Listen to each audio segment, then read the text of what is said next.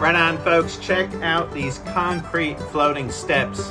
I mixed up 110 bags of concrete to build them, and I covered up some old steps in the process. Let's take a look at how I built them.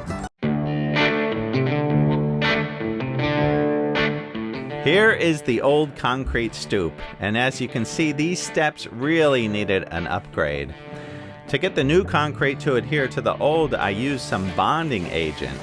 I also drilled in a bunch of rebar so I could tie a new rebar grid to it.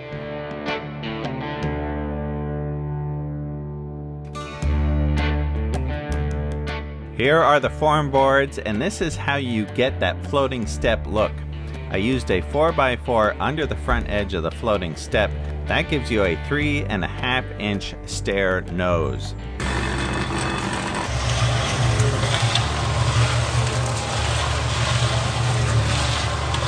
Now, I have done a lot of concrete work in the past. I used to work on a crew that built concrete batch plants.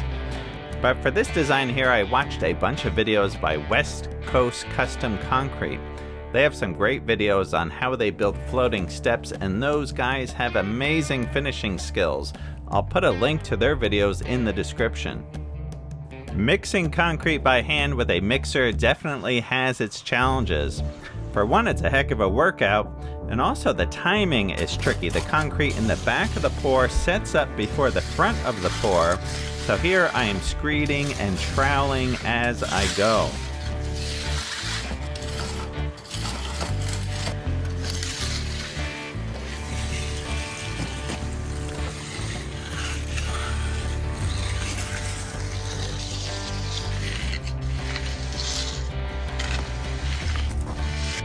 Now this here is a great tool to have. It's a concrete vibrator.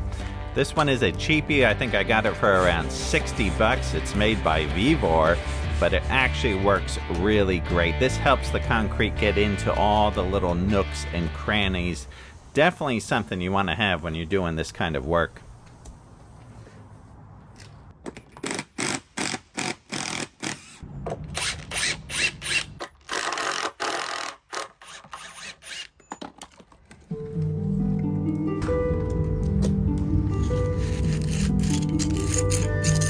Even right here in the front, there was a couple of concrete voids, and I could have used the vibrator there a little bit more.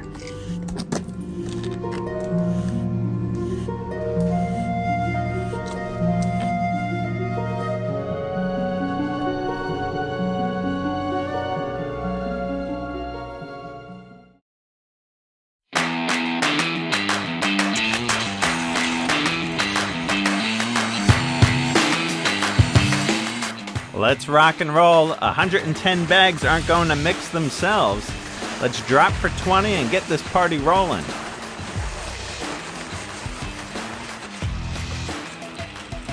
I'm mixing two 80-pound bags at a time. The total amount of concrete for this job was just under 2.5 yards. Yeah, I could have brought in a concrete truck, but I needed to lose 10 pounds. This is the gym right here, folks. We're not pumping iron, we're pumping concrete.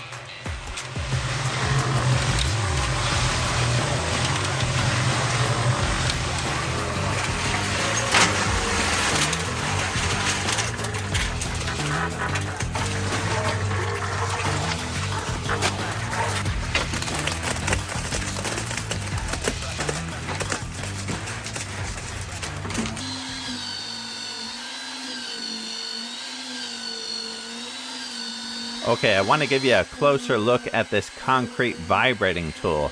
Now, you don't want to go nuts with this thing or you'll vibrate all your gravel down to the bottom. But you want to do it enough that the concrete settles down into all the little nooks and crannies. I don't want to get a void like I did earlier. Now, you can also knock on the edge of the board with a hammer to get the concrete to settle. Another old way is to rod it by using a rod or a stick in the concrete. But I tell you, that vibrating tool is worth its weight in gold. Now, back in the day, the concrete company that I used to work for, they made all kinds of concrete products like concrete culverts and vault boxes. vault boxes that would go underground to hold electrical wires or plumbing. But when you would pour these forms there at that company, we had these big forms. You'd pour the concrete in, and then we would also have steam plants. I helped build a lot of steam plants. You would cover these forms and then pump steam in all night long, and that would help the concrete cure.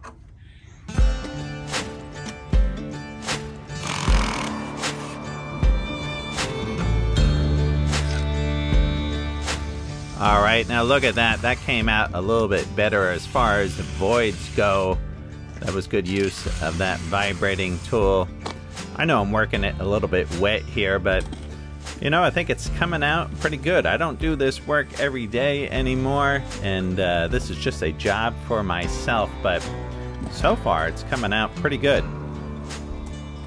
Now right here is a good look at that 4x4 underneath the front edge and how that is supporting the concrete.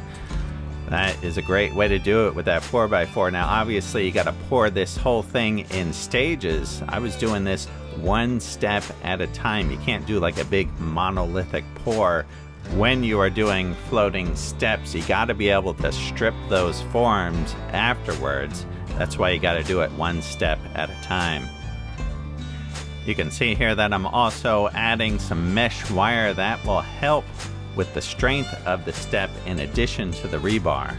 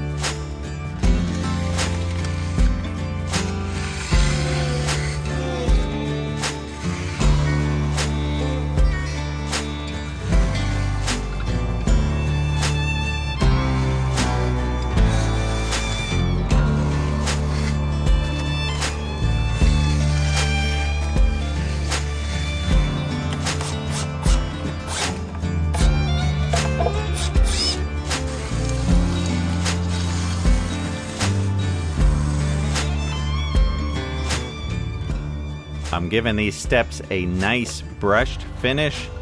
I want some good texture on these. I don't want to be slipping in the rain on these stairs.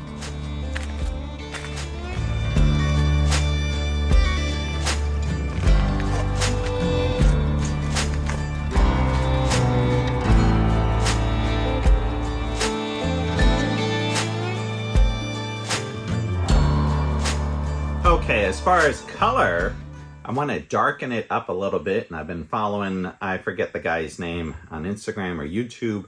If I find it, I'll put a link here on the screen, but he was using these products here, True Tint WB. This is Dove Gray. I expect it to come out kind of like a slate gray. This is a water-based stain. It comes in concentrate. You dump it into a sprayer, add 3 quarts of water, mix it up, spray it on, let it dry. I've seen this guy have a lot of success with it. I have not used this before, so today is going to be the first time putting this on some concrete, but I'll put a link in the description to these guys. I gave them a call. You can only get the stuff in concentrate if you give them a call and they send it out special order. This stuff you can get on Amazon. And after that dries, I'm going to put this on the top here, this foundation armor. What is this? WL550. I've used this before. This is nice stuff. This is a silicone sealant, but it doesn't get slippery, so you can still walk on it. It's got nice grip, and it doesn't get real shiny either. So we're going to spray this on after this stuff dries. All right, let's go mix this up. All right, there is our color, concentrated color, Dove Gray.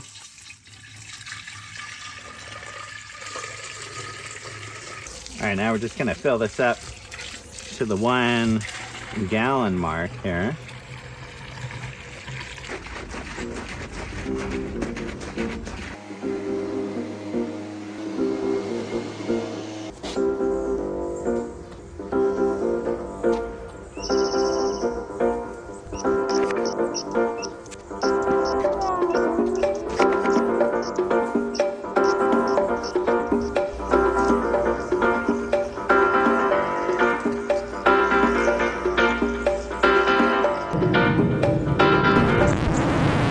All right, round one did not go that well. I got a real blotchy finish.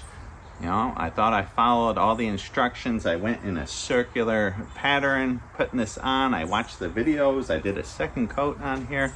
Didn't come out that good, real blotchy. So I ordered some more product. I talked to the company on the phone. It is now 2 weeks later. I got a big delay here on this, trying to get this done. But now I am going to try to brush it in and see if I can get this to fill in. I did try a little patch here and I think that might work. So hopefully we have good luck here in round two. So let's spray some on and brush it in.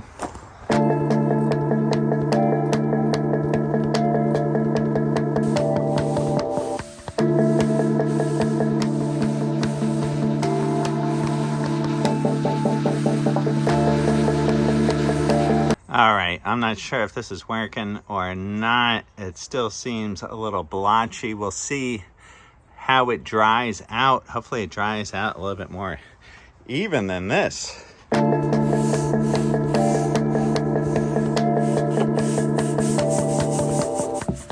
know, this is just regular brushed concrete. I didn't put any kind of curing agent on it or anything. And it's getting this blotchy thing going on. You know, you work hard on a project and then you just want to put a little color on there. Tell you. And it is interesting, when I talked to the company on the phone, they said, oh, well, it doesn't always do good on brushed concrete. And it is interesting, reading the back of the label, it says true tint stains may absorb differently on older and or porous substrates, but then it also says not recommended on polished and very smooth surfaces. So it's not good on rough surface. It's not good on smooth surface. You got to find that in between. And perhaps that in between is like stamped concrete. I think that is where this is used. So I would caution against using this on brushed concrete. I had to put more than I wanted on the surface here, and it kind of came out looking a little bit like a painted surface. I wanted more of a stain look to it, but all in all, I think it came out looking pretty good. You know, the old cautionary tale is always to do a little sample test somewhere before you do any of this kind of stuff. All right, moving on here. I am painting the vertical surface black here. I really want to accent that floating step look. So on these vertical surfaces, I'm getting the spray paint out and I am hitting this and turning it black. You know, my goal here is to put some LED lighting under each step. I think that will look fantastic, and I will do that in another video. All right, this is what I've got here for the sealer, this foundation armor, WL550 silicone water repellent. This is supposed to darken up the surface a little bit. I'm gonna put it, you know, right into this pump sprayer and just spray this on, put a coat. It says you're supposed to do 2 coats of this. Of course, I sprayed up top there. I didn't have the camera going, but I'll show on these steps here.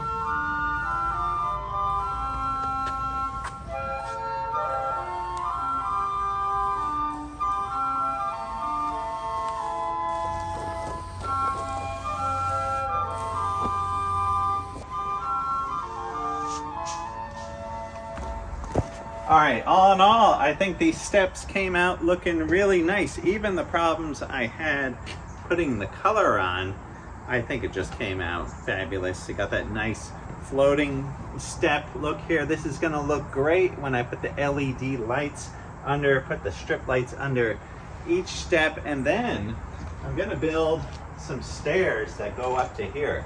I'm gonna do 2 stringers here of some big pieces of steel, and I'm gonna cast some concrete steps that go up here to this entry. Let me bring you in closer. Right, take a look at how these steps turned out. Really nice. Even with the color here, the black looks great behind, and this is a really nice brushed non-slip finish. But right here, Yep, I'm gonna build some stairs, some cast concrete steps. That's gonna be in another video on some big pieces of steel going up. And take a look at this cool door. I built this a while back. I fabricated this handle and fabricated the whole door, but that came out looking really sharp. So this is gonna be nice when we get the steps on here. All right, right on, folks. I hope you guys enjoyed this video. You know, a little sweat, a little hard work and labor. And right, you can build something like this yourself. And definitely check out West Coast Custom Concrete. Check out what those guys are doing. They do some amazing concrete work. And stay tuned for when I do these stairs here. All right, I hope you guys are all doing great. Hope you're having a great summer, and I'll see y'all soon. Right on. Oh yeah, I got some new t-shirts coming out soon. Got the Crane Taylor Ham shirts. That'll be coming up in a future video. I'll have these for sale. Anyway, stay tuned for that. All right, right on, folks.